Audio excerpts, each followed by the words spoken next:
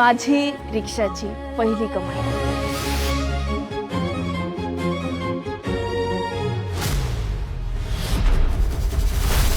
दीपवर झाला जेलमध्ये हल्ला. ज्योतीने आणली आपली पहिली कमाई. दीप ज्योती या मालिकेच्या आगामी भागामध्ये एक नवा ट्विस्ट लवकरच प्रेक्षकांना पाहायला मिळणार आहे. यातच आता आपल्या भावाच्या मृत्यूनंतर भावाची रिक्षा चालवणं हा ज्योतीने निर्णय घेतला आहे आणि तिने आज आपली पहिली कमाई आपल्या आईच्या हातात दिली आहे. तर दुसरीकडे जेलमध्ये दीपवर कोणीतरी हल्ला केला आहे. तर दीपवर हल्ला नक्की कोणी केला आणि त्याचा खरा सूत्रधार नक्की कोण असेल? विरुद्ध दिशेने जाणारे दीप आणि ज्योती पुन्हा एकत्र येतील का? तुम्हाला काय वाटतं हे कमेंट करून नक्कीच सांगा.